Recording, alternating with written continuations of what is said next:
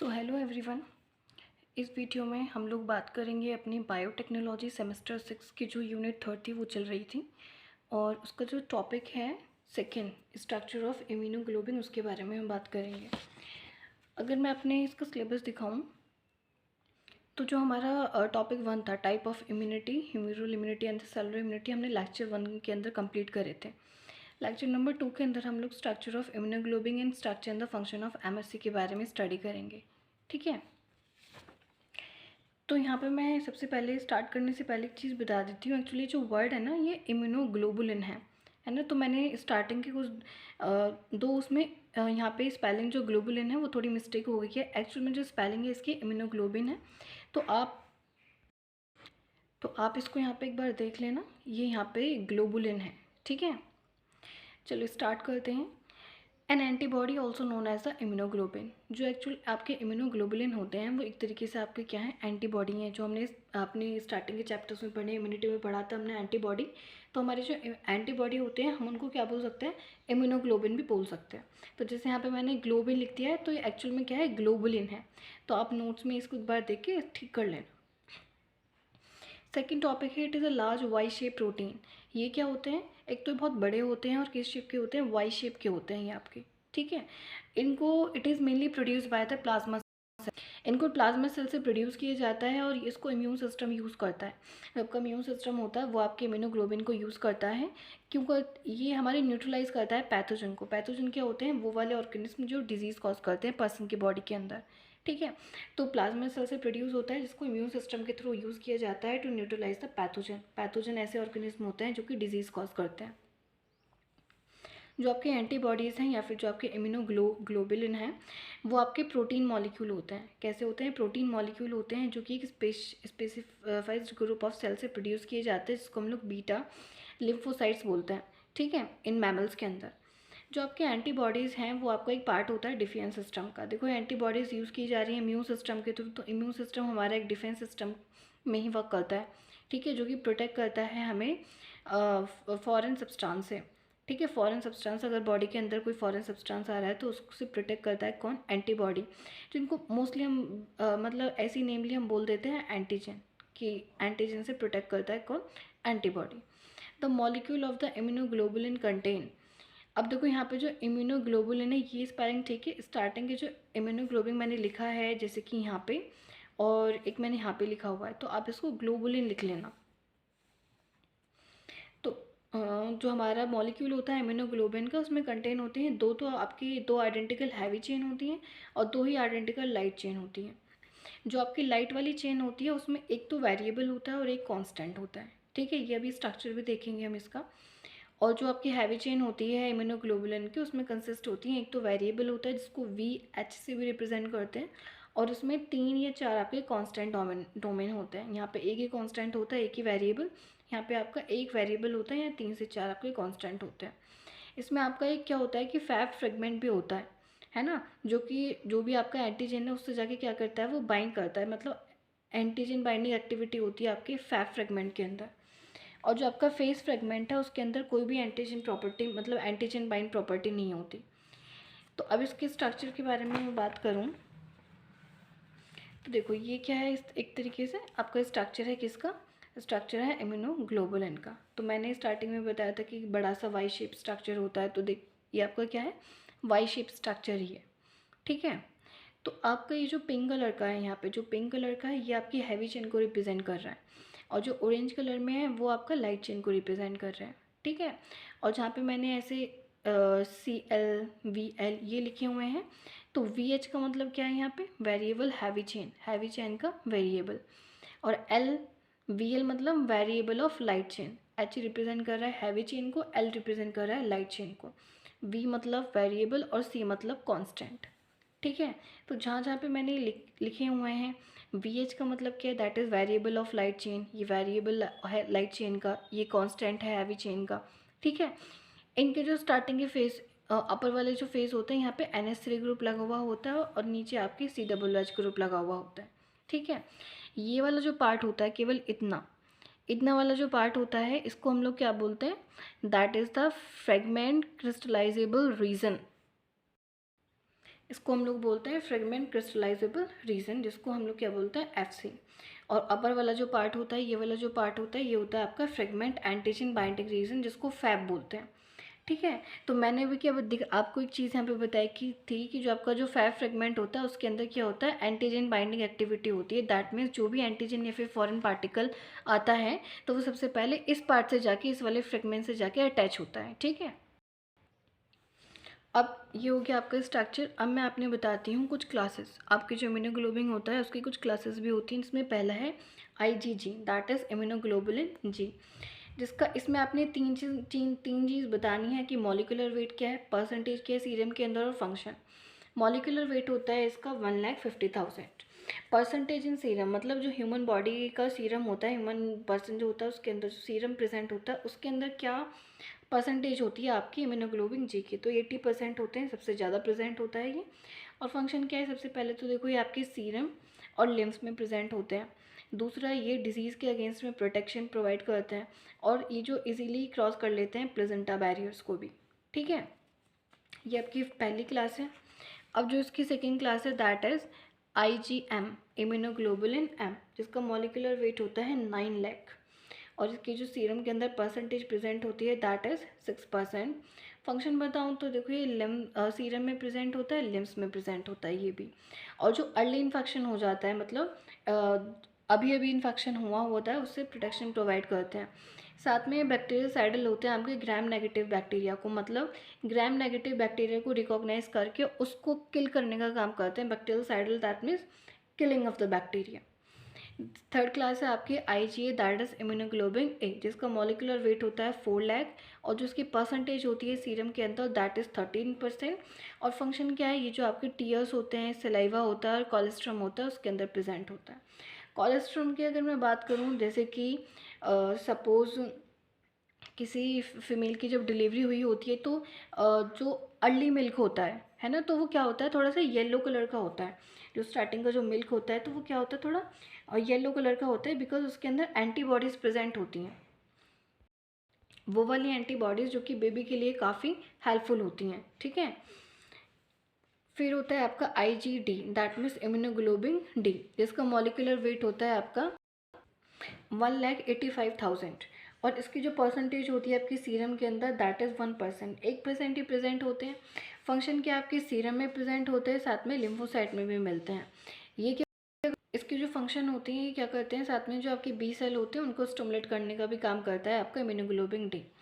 Next जो इसका fifth वाली क्लास है and the last, that is IgG, that is immunoglobulin G, जिसका मॉलिक्यूलर वेट होता है आपका 1,90,000। इसकी जो परसेंटेज होती है आपके सीरम के अंदर वो बहुत ही कम होती है, दैट इज़ 0.02%। साथ में एलर्जी कॉज करना और ड्रग सेंसिटिविटी इसके लिए रिस्पॉन्सिबल होता है, उसके लिए रिस्पॉन्सिबल होता है आपका इम्यूनोग्लोबिन जी। तो ये आपकी क्लासेस हो गई। तो यहाँ पे जो है आपका topic structure of immunoglobulin complete होता है, जिसमें मैंने इंट्रो बताया, आपको स्ट्रक्चर बता दी और क्लासेस बताती। बेसिकली जो आपका स्ट्रक्चर ऑफ इम्यूनोग्लोबुलिन वाला पार्ट होता है ये 2 मार्क्स में पूछ लिया जाता है या फिर 7 मार्क्स में आता है। ठीक है, और कभी कभी क्या होते हैं, जो हमारे नेक्स्ट वाला टॉपिक होता है, नेक्स्ट वाला टॉपिक है that is structure of MSc, structure of MSc, और आपका जो स्ट्रक्चर ऑफ इम्यूनोग्लोबिन है, इन दोनों को कंबाइन करके 10 मार्क्स में कोई क्वेश्चन बन जाता है। तो 7 मार्क्स के अकॉर्डिंग मैंने ये दोनों टॉपिक के अंदर कंटेंट प्रोवाइड किया है आपको। अब हम बात करते हैं अपने नेक्स्ट टॉपिक की, that is the structure and the function of MSc। सबसे पहले जो वर्ड है आपका उस MSc उसको देख लेते हैं। MSc है आपका मेजर हिस्टोकम्पैटिबिलिटी कॉम्प्लेक्स। ठीक है, तो हिस्टो का मतलब होता है आपका टिश्यू, और कंपैटिबिलिटी का मतलब होता है एग्रीएबल, दैट मीन्स कि एक चीज़ किसी दूसरी चीज़ के साथ कंफर्टेबल है, तो उसको बोलते हैं हाँ जी एग्रीएबल है, कंपैटिबल है। ठीक है, तो इसका जो फुल फॉर्म है दैट इज़ मेजर हिस्टोकम्पैटिबल कॉम्प्लेक्स। अब जो मेरा MSc होते हैं या फिर मेजर हिस्टोकम्पैटिबल कॉम्प्लेक्स होते हैं, ये एक सेट होता है द सरफेस प्रोटीन का, जो कि लोकेटेड होता है in the cell membrane of the nucleated. जो आपकी न्यूक्लिएटेड सेल होती है, न्यूक्लिएटेड सेल मतलब जिनके अंदर न्यूक्लियस प्रेजेंट होता है, उनकी जो सेल मेम्ब्रेन होती है उसके ऊपर प्रेजेंट होते हैं ये एमएससी। और एमएससी क्या एक तरीके से प्रोटीन है। जैसे एग्जांपल के तौर पे यहाँ पे देखो, ये आपका सेल है, क्या ही आपकी मैंने सपोज करा कि ये आप हमारी टी सेल है जिसके अंदर न्यूक्लियस भी प्रेजेंट है। इसके ऊपर जो ऑरेंज कलर के ग्रैनुल्स दिख रहे हैं ये आपका क्या है, एमएससी है। तो यही आपके एमएससी होते हैं जो कि आपकी सेल के सेल मेम्ब्रेन के ऊपर प्रेजेंट होते हैं। इनका काम क्या होता है, ये जो एमएससी होते हैं, कोई भी अगर फॉरेन सब्सटेंस बॉडी के अंदर एंटर करता है तो ये सबसे पहले जो एमएससी प्रोटीन प्रेजेंट होते हैं सेल के ऊपर, ये उस फॉरेन को रिकॉग्नाइज करते हैं और उसको बॉडी से रिमूवल करने का काम करते हैं। ठीक है। उसके बाद जो आपके एमएससी मॉलिक्यूल हैं ये रिकॉग्नाइज किए जाते हैं टी लिम्फोसाइट्स के थ्रू। और दो तरह के एमएससी जो है हमारे इम्यूनिटी के अंदर काम करते हैं। पहला होता है टी हेल्पर सेल, आपने पहले भी सुना होगा, जिसको हम टीएच के नाम से जानते हैं, और उसको रिकॉग्नाइज करता है आपका एमएससी मॉलिक्यूल सेकेंड। एक्चुअली जो आपके एमएससी हैं उनके भी कई टाइप होते हैं, मतलब 4 टाइप देखने के लिए मिलते हैं। तो उनमें से जो मॉलिक्यूल एमएससी मॉलिक्यूल सेकेंड होता है वो रिकॉग्नाइज करता है आपकी टीएच सेल को। सेकेंड होता है हमारा टी साइटोटॉक्सिक सेल, जिसको हम टीसी के नाम से भी जानते हैं, उसको रिकॉग्नाइज करता है हमारा कौन, एमएससी मॉलिक्यूल फर्स्ट। जो आपके जॉर्ज स्नेल थे, जीन डॉसट थे एंड बैरली ने रिसीव किया था नोबेल प्राइज़ 1980 में। क्यों उन्होंने डिस्कवरी की थी आपके एमएससी मॉलिक्यूल की, और इस चीज़ के लिए इनको क्या मिला था, नोबेल प्राइज़ भी मिला था। ठीक है। बात करते हैं क्लासिफिकेशंस क्या है एमएससी मॉलिक्यूल का। तो एमएससी मॉलिक्यूल को 4 क्लास में डिवाइड किया गया है, लेकिन हमारे सिलेबस के अंदर जो इसकी क्लास 1 और क्लास सेकंड है इसको डिटेल में डिफाइन किया हुआ है। तो हम क्लास 1 और क्लास सेकंड के बारे में यहाँ पे देखेंगे। बाकी इसकी 4 क्लासेस होती हैं, class 1 MSc molecule, second, third and fourth. तो बात करते हैं क्लास 1 एमएससी मॉलिक्यूल के बारे में। जो आपका क्लास 1 है ये आपके सरफेस सेल प्रोटीन ही होते हैं, मतलब ऐसे वाले प्रोटीन जो कि कहाँ पे प्रेजेंट होते हैं, सेल के सरफेस के ऊपर, है ना। और किसमें, न्यूक्लिएटेड सेल के अंदर, ऐसी सेल जिसके अंदर न्यूक्लियस प्रेजेंट होता है। और इनको कौन रिकॉग्नाइज करता है, कौन पहचानता है, इनको टी सेल रिसेप्टर जो होते हैं उसके थ्रू रिकॉग्नाइज किए जाते हैं। अब जो मेरे क्लास 1 एमएससी मॉलिक्यूल होते हैं उनके अंदर एक तो हैवी चेन प्रेजेंट होती है, और एक आपकी क्या क्या है, लाइट चेन प्रेजेंट होती है। एक स्मॉल प्रोटीन लाइट चेन होती है और एक आपकी हैवी चेन प्रेजेंट होती है। ठीक है। तो अब मैं बात करती हूँ इसके स्ट्रक्चर के बारे में। स्ट्रक्चर देख लेते हैं। तो देखो ये इसका स्ट्रक्चर है। इससे पहले they consist 4 to 5 kilo Dalton, मतलब इसके अंदर 2 चेन प्रेजेंट होती हैं। एक तो होती है आपकी अल्फा चेन और एक होती है आपकी बीटा माइक्रोग्लोबुलिन। माइक्रोग्लोबुलिन, ठीक है। और ये जो आपकी अल्फा चेन होती है ये 4 to 5 किलो डाल्टन की होती है। इसका वेट इतना होता है, जो कि हमारी किससे जुड़ी हुई होती है, बीटा माइक्रोग्लोबुलिन मॉलिक्यूल से, जो कि आपके 12 किलो डाल्टन के होते हैं। अब देखो ये स्ट्रक्चर है, सपोज ये आपकी क्या है जी, नहीं सपोज नहीं, ये आपकी सेल मेम्ब्रेन ही है, ट्रांस मेम्ब्रेन है। ठीक है। और इसके ऊपर ये क्या है आपका इम्यूनोग्लोबुलिन, सॉरी उसका एमएससी मॉलिक्यूल लगा हुआ है। ठीक है। तो ये जो आपका अल्फा चेन होती है ना, इसके भी 3 पार्ट होते हैं, अल्फा 1, अल्फा 2 एंड अल्फा 3। तो अल्फा 1 ये वाला पार्ट अल्फा 1 होता है, this is the alpha 2 and the alpha 3। और जो बीटा इम्यूनोग्लोबिन मॉलिक्यूल है ये यहाँ पे इससे अटैच होता है आपका बीटा माइक्रोग्लोबुलिन। माइक्रोग्लोबुलिन जो है यहाँ पे मॉलिक्यूल अटैच है। ठीक है। और पेप्टाइड बॉन्डिंग क्लेफ्ट, ये वाला जो रेड कलर का आपने पार्ट दिख रहा है, इसके अंदर कौन सी बॉन्डिंग प्रेजेंट होती है, आपकी पेप्टाइड बॉन्डिंग क्लेफ्ट के अंदर प्रेजेंट होते हैं। फिर ये जो आपको बॉन्ड दिख रहा है ये S bond, S bond, S bond, और ये स्प्रिंग यहाँ पे दिख रही है, इसको हम लोग बोलते हैं साइटोप्लाज्मिक टेल। तो ये आपका स्ट्रक्चर होता है किसका, क्लास 1 एमएचसी मॉलिक्यूल का। ठीक है। अब सेकेंड क्लास की बात करते हैं, that is class second MSC molecule. इसके अंदर कंसिस्ट होती हैं 2 chain, again alpha chain and the beta chain. जो आपकी अल्फा चेन होती है वो 35 किलो डाल्टन की होती है और बीटा चेन आपकी 28 किलो डाल्टन की होती है। ठीक है। जैसे कि आपकी सेल मेम्ब्रेन है, यहाँ पे ट्रांस मेम्ब्रेन प्रेजेंट होती है और इसके ऊपर 2 क्या है आपके एमएससी मॉलिक्यूल लगे हुए हैं। तो ये अल्फा 1, अल्फा 2, बीटा 1, बीटा 2, और ये जो दोनों अटैच होते हैं ये आपके पेप्टाइड बॉन्डिंग क्लेफ्ट से आपस में बाइंड होता है। नीचे जो उनकी टेल दिख रही है दैट्स कंटेन द स्प्रिंग, ये आपकी क्या है, साइटोप्लाज्मिक टेल है। तो ये क्या है आपके क्लास सेकेंड एमएससी मॉलिक्यूल का स्ट्रक्चर है। अब आपने स्ट्रक्चर की बात कर ली, now we will talk about the function of the MSC molecule. जो आपका एमएससी मॉलिक्यूल है, जो आपका एमएससी है, ये एक इंपॉर्टेंट रोल प्ले करता है in the identify of antigen. जो एंटीजन है ये उनको पहचानने का काम करता है कि वो सेल्फ, कि वो बॉडी की ही है या फिर वो बॉडी की मतलब कहीं बाहर से आए हैं या फिर वो फॉरेन है। है ना। बाहर से अगर वो खुद के हैं तो ठीक है, अगर वो बाहर से आए तो उनको रिकॉग्नाइज करके बॉडी से बाहर निकालने का काम करता है। इंट्रासेलुलर रिकॉग्निशन मतलब सेल के बाहर तो आपके जो नॉन सेल बॉडी होते हैं उनको पहचानता है, सेल के अंदर भी अगर कोई फॉरेन पार्टिकल है उसको रिकॉग्नाइजेशन में भी हेल्प करते हैं। एमएससी मॉलिक्यूल जो है रिकॉग्नाइज किए जाते हैं केवल टी लिम्फोसाइट्स के थ्रू, और जो कुछ ऑटोइम्यून डिजीज़ होती हैं, जो हमारा जो भी हमारा इम्यून सिस्टम है उसके थ्रू वो खुद ही खुद डिजीज़ पैदा कर लेता है, तो उसको भी मेडिकेट करने में हमारा कौन काम करता है, एमएससी मॉलिक्यूल।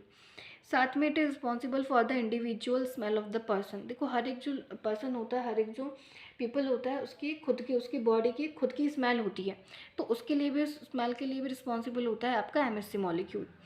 इन्फेक्शन और डिजीज़ के अगेंस्ट में काम करना, हमें जो भी इन्फेक्शन या डिजीज़ है किसी पर्सन को, तो उससे डिफेंस करता है, उससे प्रोटेक्ट करने का काम करता है। और फर्स्ट लेक्चर में जो हमने ह्यूमरल और सेलुलर इम्यूनिटी के बारे में बात करी थी, उसके अंदर भी पार्टिसिपेट करता है आपका एमएससी मॉलिक्यूल। तो आपका यहाँ पे कंप्लीट हो जाता है आपका एमएससी जो स्ट्रक्चर एंड द फंक्शन है एमएससी का। इसको भी बेसिकली 2 मार्क्स के अंदर ही पूछा जाता है, और अगर ये 2 मार्क्स के अंदर आता है क्वेश्चन, तो आपने क्या करना है, केवल आप स्टार्टिंग की 2-3 डेफिनेशंस बताओगे, आपने क्लासिफिकेशंस नहीं बताना है, स्ट्रक्चर नहीं बतानी है, और फिर आपने सीधे फंक्शंस बताने हैं, ठीक है, 2 मार्क्स के अकॉर्डिंग। लेकिन अगर ये क्वेश्चन 7 मार्क्स में आता है तो आपने ये कंप्लीट क्लासिफिकेशन, स्ट्रक्चर और फंक्शंस डिफाइन करने हैं। और पहले मैंने बताया था कि कभी कभी क्या होता है कि आपका structure and function of MSc और साथ में स्ट्रक्चर ऑफ इम्यूनोग्लोबिन 10 मार्क्स के अंदर आ जाता है क्वेश्चन, ठीक है। अब जो हमारी नेक्स्ट वाली वीडियो होगी, इस वाली वीडियो में हमने कंप्लीट कर लिया है अपना structure of immunoglobulin, structure of function of MSc. Next वाली वीडियो में हम देखेंगे hyper sensitive reaction, immune stimulant और इम्यून सप्रेशन।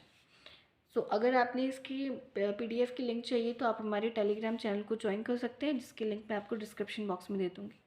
Thank you.